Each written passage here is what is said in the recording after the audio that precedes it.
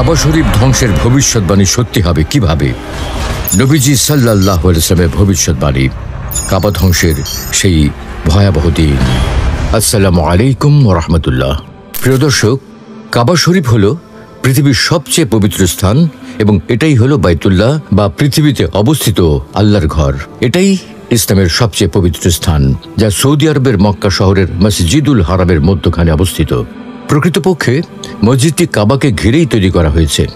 এটাই মুসলমানদের কিবলা, যেদিকে মুখ করে সালাত আদায় করা হয়। অর্থাৎ পৃথিবীর যে স্থান থেকে কাবা যেদিকে মুসলমানগণ ঠিক সেদিকে মুখ করে নামাজ আদায় করেন। হজ এবং উমরা পালনের সময় কাবাকে ঘিরে তাওয়াফ করেন। তবে সর্বোচ্চ পবিত্র এই কাবা শরীফ কিনা ভেঙে ফেলবে এক কাফের, অথচ তাকে বাধা দেওয়ার মতো কোনো মুসলমান থাকবে না সেদিন। কিন্তু কবে আসবে সেদিন, আর কেই বা হবে সেই হতভাগ্য কাফের? চলুন তাহলে এইসব নিয়ে বিস্তারিত জানা যাক। প্রিয় দর্শক, প্রথম কাবাঘর নির্মিত হয়েছিল হযরত আদম আলাইহিস সালামের জীবদ্দশায়। পৃথিবীর প্রথম ইবাদত ঘর কাবা নির্মাণ শেষে তিনি তার চারিদিকে প্রদক্ষিণ করেছিলেন। এরপর হযরত ইব্রাহিম আলাইহিস সালাম এই ঘর পুনর্নির্মাণ করেছিলেন, যেন তার পরিবার ও বিশ্বের মুসলমানরা এখানে নামাজ আদায় করতে পারেন। এ প্রসঙ্গে আল্লাহ তাআলা বলেন, ইন্না আউওয়ালা বাইতিন উযিআ লিন-নাসি লাল্লাযী বিবাক্কাতা মুবারাকান ওয়া হুদাল লিল-আলামিন। নিশ্চয়ই সর্বপ্রথম গৃহ যা মানব মণ্ডলীর জন্য নির্দিষ্ট করা হয়েছে তা ওই ঘর যা বাক্কা তথা মক্কায় অবস্থিত। এটি সৌভাগ্যযুক্ত এবং পুরো বিশ্ববাসীর জন্য পথ প্রদর্শক। আল্লাহ তাআলা কাবা ঘরকে নিজের সঙ্গে সম্পর্কিত করে এই ঘরকে মহিমান্বিত করেছেন। কাবাকে মানুষের জন্য ইবাদতের স্থান হিসেবে নির্ধারণ করে এই ঘরের চারিদিকে শিকার সহ গাছ উপড়ানো নিষিদ্ধ করে মক্কাকে মানুষের জন্য নিরাপদ অঞ্চল করেছেন। আল্লাহ এই ঘরের মর্যাদা রক্ষার উপর গুরুত্ব দিয়েছেন। তিনি দূর দূরান্ত থেকে মানুষকে এই ঘরের কাছে আসতে বলেছেন, যাতে তারা এই ঘরের মালিকের প্রতি বিনম্রতা দেখাতে পারে এবং তার আল্লাহর গুণে নিজেদের গুণান্বিত করতে পারে। তাই পবিত্র কাবাঘর পৃথিবীর সব মসজিদের প্রাণকেন্দ্র। এর রয়েছে অসাধারণ সম্মোহনী শক্তি। এর ভিত্তি হয়েছিল শিরক মুক্ত একত্ববাদের উপর ইখলাস ও একনিষ্ঠতার উপকরণ দিয়ে।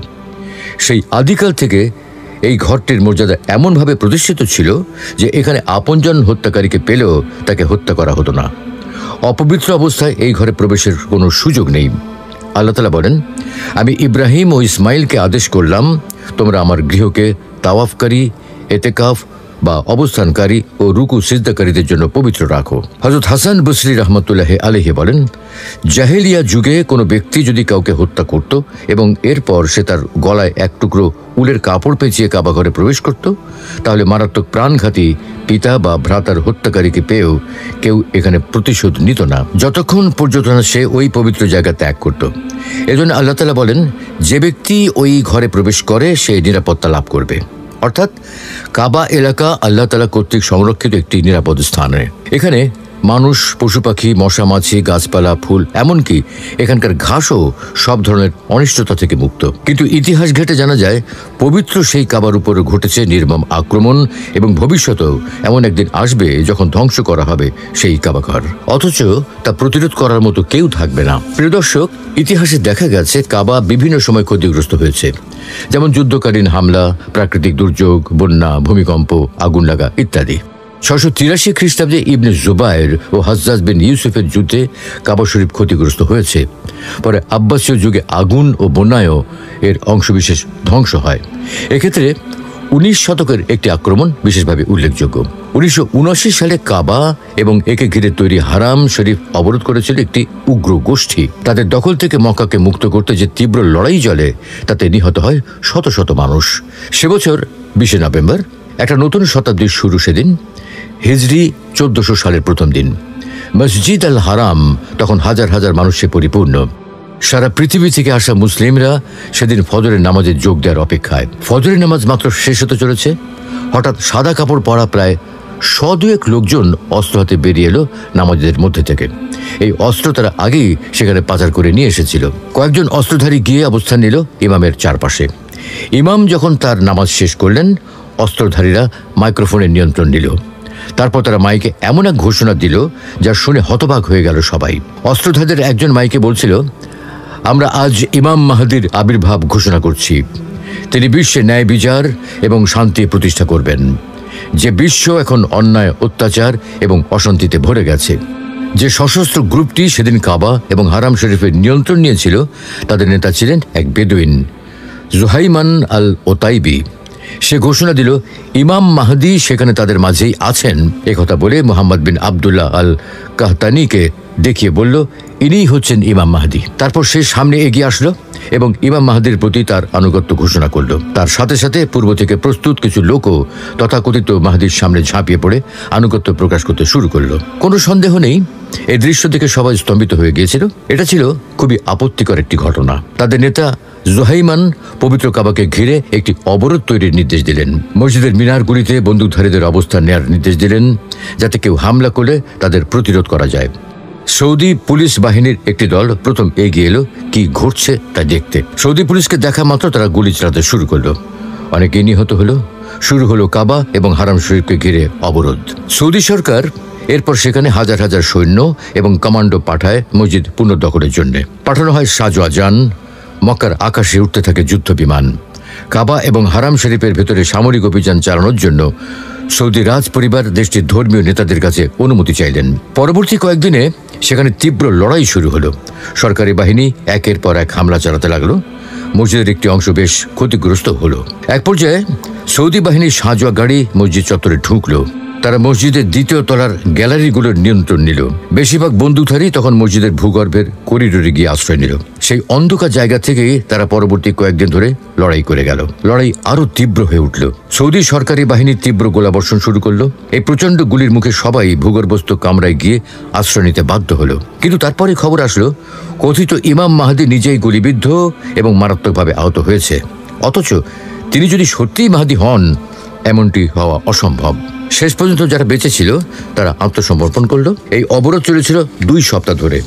পরে তাদের নেতা জুহাইমান সহ 63 জনকে মৃত্যুদণ্ড দেওয়া হয়, অন্যদের জেল হয়। সৌদি কর্তৃপক্ষ নিহত তথাকথিত ইমাম মাহদির লাশের একটি ছবি প্রকাশ করে। শত শত মানুষ ওই যুদ্ধে নিহত হয়েছিল। আহত হয়েছিল প্রায় 1000। হারাম শরীফের বড় একটি অংশই এতে ক্ষতিগ্রস্ত হয়। তবে পবিত্রতম অংশ কাবা অক্ষত ছিল। প্রতিবারই মুসলমানদের ঐক্য ও ভালোবাসায় এটি পুনর্নির্মিত হয়েছে।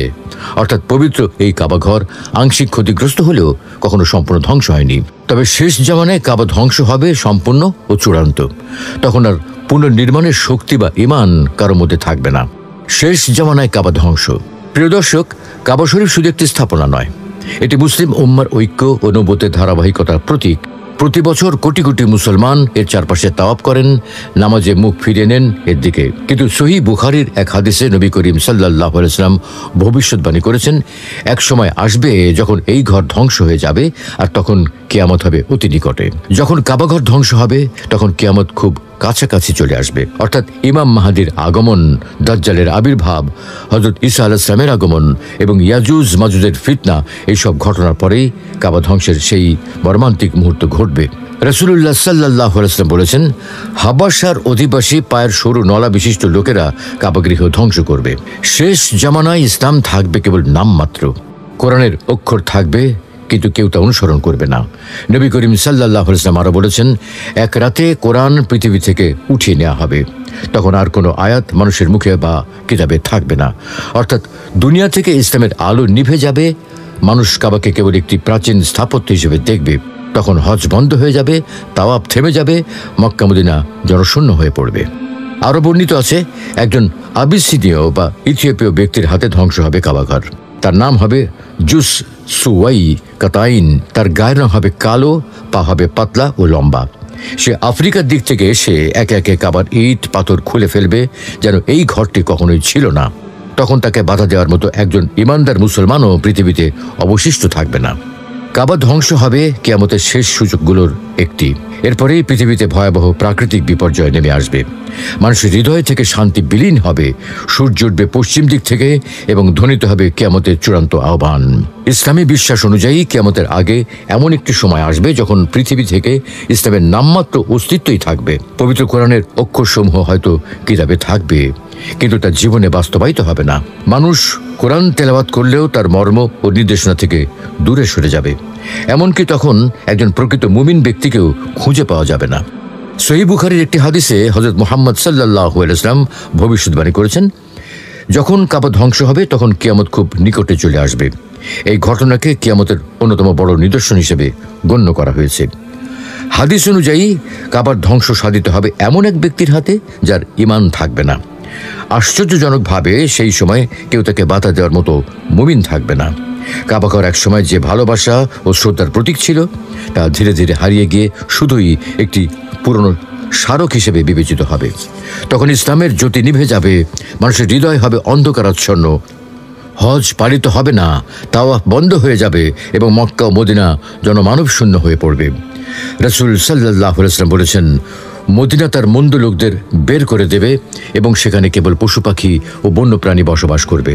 অর্থাৎ মদিনা এমন এক শুদ্ধ ভূমিতে রূপান্তরিত হবে যেখানে কেবল প্রকৃতি থাকবে, মানবতা নয়। মোট কথা, ইসলামী কিতাবে বর্ণিত কিয়ামতের কয়েকটি বড় নিদর্শন হল ইমাম মাহদির আগমন, দাজ্জালের আবির্ভাব, হযরত ঈসা আলাইহিস সালামের আগমন, ইয়াজুজ মাজুজের ফিতনা, সূর্য পশ্চিম দিক থেকে উদয় হওয়া, দাব্বাতুল আরদ বের হওয়া এবং কাবা ধ্বংস হওয়া।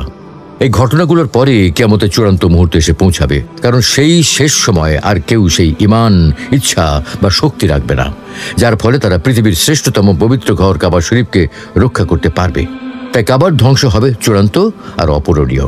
অথচ কাবা হল পৃথিবীর অস্তিত্ব বজায় থাকার জন্য চূড়ান্ত শর্ত, কেননা আল্লাহ তাআলা কাবাঘরকে বিশ্ববাসীর স্থিতিশীলতা ও শান্তির কারণ বলে ঘোষণা দিয়েছেন।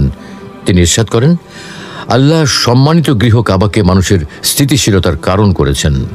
হযরত আতা রহমতুল্লাহি আলাইহি বলেন, পবিত্র কাবা হলো বিশ্বের স্তম্ভ। যতদিন এর দিকে মুখ করা হবে এবং হজ পালিত হবে ততদিনই জগৎ প্রতিষ্ঠিত থাকবে। যদি কোনো সময় খানায় কাবার সম্মান বিলুপ্ত হয়ে যায় তখন মহাবিশ্বকেও বিলীন করে দেয়া হবে। অতএব কাবাঘর যখন বিলীন হয়ে যাবে তখন পৃথিবীও বিলীন হয়ে যাবে। আসলে সমগ্র বিশ্ব মুসলিমের অন্তরে আল্লাহ তাআলা কাবা শরীফের মর্যাদাকে এমনভাবে স্থাপন করে দিয়েছেন যার প্রতি সম্মান প্রদর্শনের জন্য যাবতীয় ভাবাবেগ ও প্রবৃত্তিকে বর্জন করতেও মানুষ কুণ্ঠাবোধ করে না। যে একবার দেখে তার মনে ওই ঘরকে পুনরায় দেখার আগ্রহ তৈরি হয়। হযরত মুজাহিদ রহমতুল্লাহি আলাইহি বলেন, কোনো মানুষ কাবা ঘরের জিয়ারত করে তৃপ্ত হয় না, বরং প্রতিবার জিয়ারতের পর পুনরায় যাওয়ার বাসনা নিয়ে ফিরে আসে।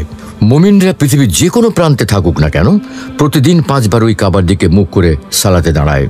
প্রত্যেক মুসলমান আল্লাহর কাছে নতশিরে দোয়া করেন জীবনে একবার হলেও যেন কাবাঘরকে নিজের চোখে দেখে। কাবাঘরের চতুর্দিকে আল্লাহর বান্দাদের তাওয়াফের দৃশ্য প্রতিটি মুমিনের নয়ন জুড়িয়ে তাদের মনে আবেগের স্পর্শ তৈরি করে। এটাই মুমিনের জন্য পৃথিবীর সবচেয়ে সম্মানিত ও মর্যাদাবান ঘর। মানব সৃষ্টির বহু আগে আল্লাহ তাআলা কাবাঘর সৃষ্টি করেছেন। এটি পৃথিবীর সর্বপ্রাচীন গৃহ। এই ঘর সৌভাগ্যযুক্ত এবং পুরো বিশ্ববাসীর জন্য পথ প্রদর্শক। এখানে আসলে সব স্বেচ্ছাচারী ও অত্যাচারীর দম্ভ অহংকার চূর্ণ হয়ে যায়। যারা এটিকে ভাঙতে আসে তারা নিজেরাই ধ্বংস হয়ে যায় এবং লাঞ্ছিত হয়ে পশ্চাদপসরণ করতে বাধ্য হয়। ইয়েমেনের বাদশাহ আব্রাহা বিশাল হস্তি বাহিনী নিয়ে পবিত্র কাবাঘরকে ধ্বংস করতে এসে নিজেই ধ্বংস হয়ে যায়। অথচ একদিন সেই কাবার ধ্বংস সাধিত হবে, সেই সাথে ঘটবে পৃথিবীর চূড়ান্ত ধ্বংস, আর তা হবে মানব ইতিহাসের সবচেয়ে বড় দুর্যোগ। আল্লাহ রাব্বুল আলামিন আমাদের সকলকে এই মহা দুর্যোগ থেকে নিরাপদে থাকার তৌফিক দান করুন। আমিন।